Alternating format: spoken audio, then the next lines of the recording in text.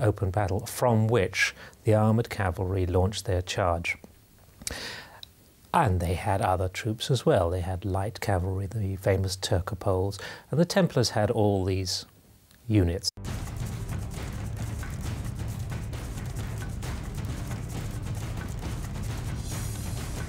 The Templars' famous Turcopoles were former Muslims who had converted to Christianity, and who, like the Templars themselves, could be counted on to fight to the death, as they also faced immediate execution if they were captured.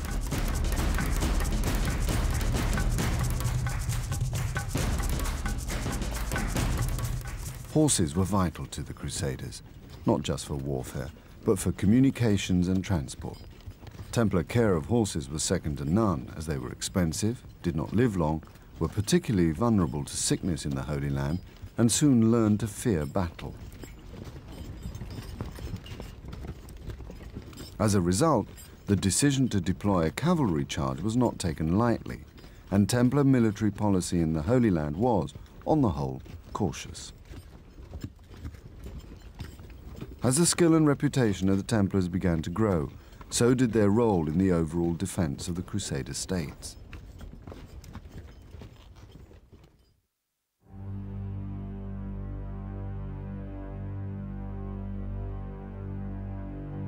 In the second half of the 12th century, the Crusaders' 400-mile coastal strip of the Holy Land was based around the cities of Antioch, Tripoli, and the capital, Jerusalem. The Christians controlled the Mediterranean, which was vital for supplies, especially through the port of Acre. While mountains on the eastern frontier and the River Jordan provided excellent natural defenses. Castles and fortifications, many of them Templar, guarded the main entry points into the Christian states.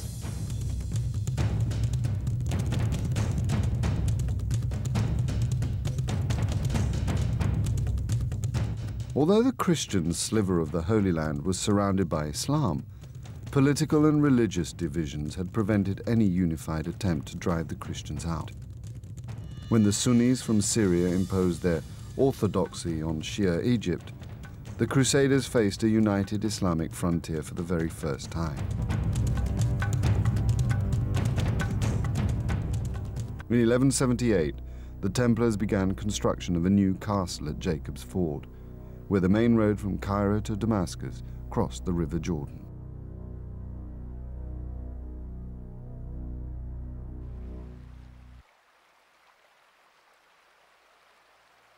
The most important road between Syria and Palestine passes very close to the castle. You can see it, you can still see it now. You can see the metal road, which leads from Palestine to the Golan Heights, and from there, hopefully, very soon to Damascus. This is the old Via Maris, which goes from Egypt to Damascus and crosses the Jordan in this crucial site. There are only a few hundreds of meters where the roads can cross the Jordan River. But until 1178, this crossing, this vadum, the fords of the Jordan were not protected by the Franks. In 1178, a year after a very decisive victory of the Franks over the Muslim enemies, the Knight Templars succeeded to convince the king to build a new castle very close to Damascus, 2 days walk from Damascus, and in a territory which was considered by both Franks and Muslims as a Muslim territory.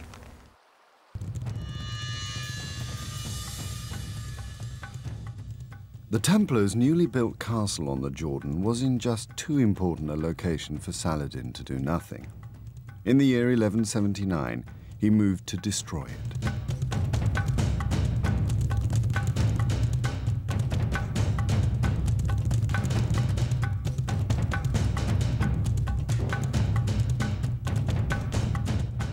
With so much at stake, the Templars had no choice but to abandon their policy of caution. They launched a relief expedition which Saladin intercepted and destroyed. The Grand Master, the highest-ranking Templar, was captured and later died in prison.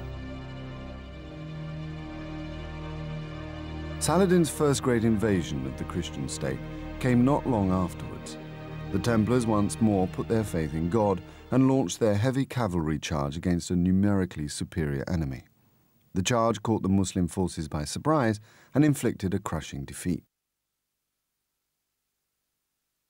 The Templars deployed the same proven tactics a few years later in 1187, when they discovered one of Saladin's armies had crossed the Jordan and was reconnoitring around the springs of Cresson.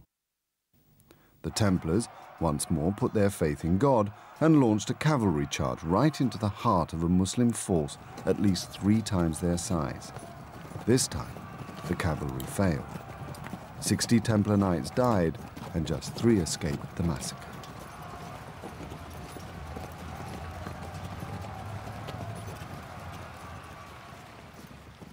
The cavalry charge failed on almost every occasion when it did fail, because it failed to hit its target.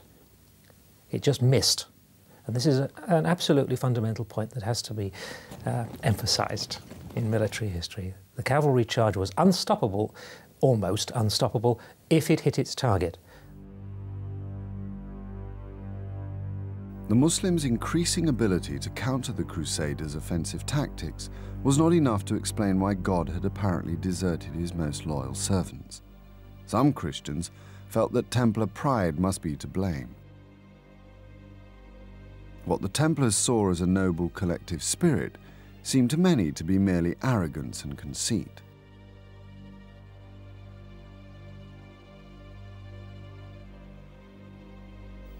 Some believed the Holy Land itself was now threatened by their godlessness. For the Muslims, their great victory at the springs of Cresson was a huge morale booster, and a few weeks later, Saladin assembled the largest ever Muslim army.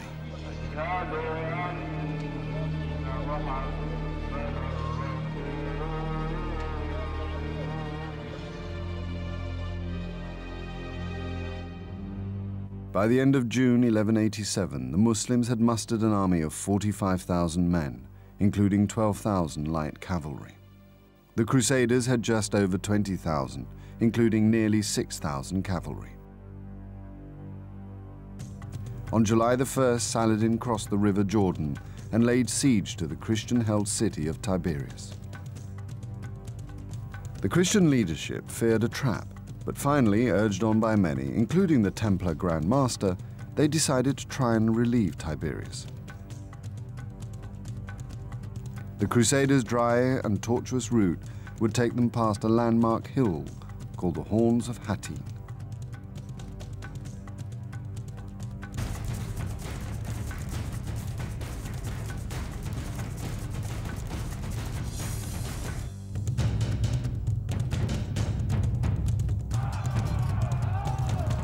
At the Horns of Hattin, Saladin's army was waiting.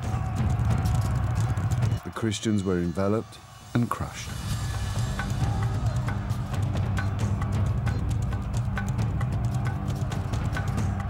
Thousands of Christians were killed and captured.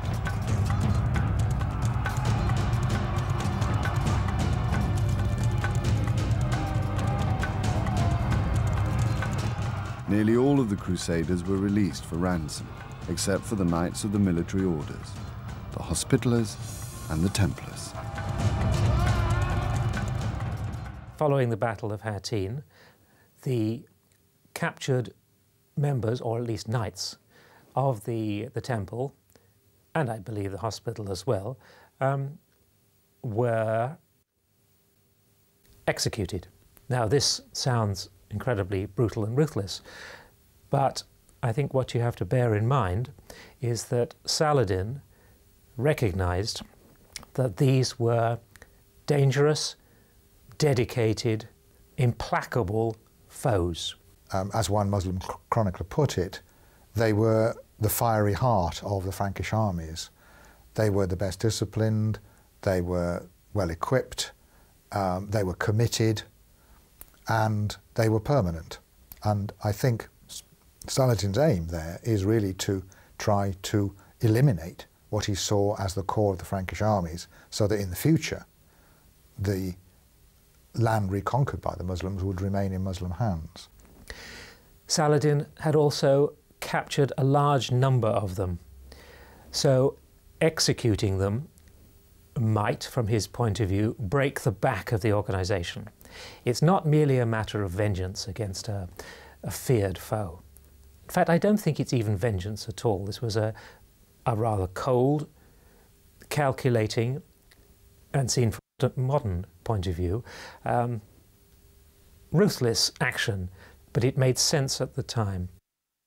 I also think that he did it, he executed the Templars and Hospitallers after the Battle of Hattin, and I think he did that also because it enhanced his own image as a holy war leader, as a leader of the jihad, and therefore somebody who's in the future a hero of Islam.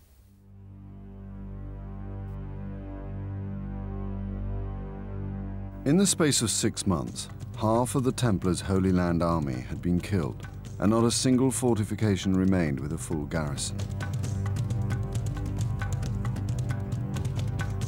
The Order of the Temple of Solomon had lost 230 knights at Hattin and 60 at the Springs of Cresson. With the destruction of the Templar force, the mainstay of the Crusader state was gone.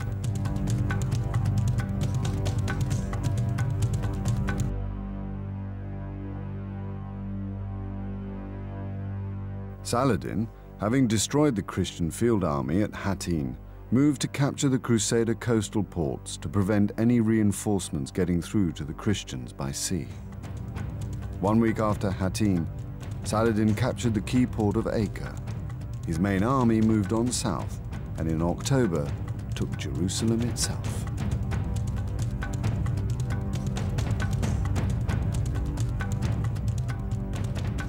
Over the next few months, Saladin recovered nearly all of the land lost to the First Crusaders almost a century before. Only the arrival of a German crusader, Conrad of Montserrat, at Tyre prevented its fall. This toehold and a few meagre garrisons at Antioch and Tripoli were all that remained of a Christian Holy Land.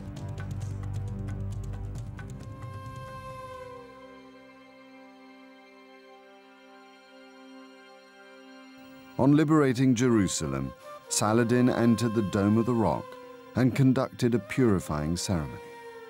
Rosewater was used to wash away all trace of the Crusaders who had defiled the holy site.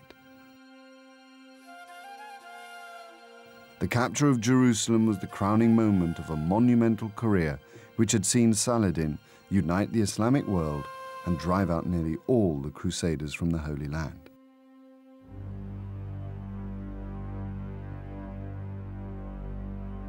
The Templars had been almost eliminated from the East, but incredibly, they had prepared themselves for a disaster on even this scale. Since their foundation, they had been constructing an enormous support network.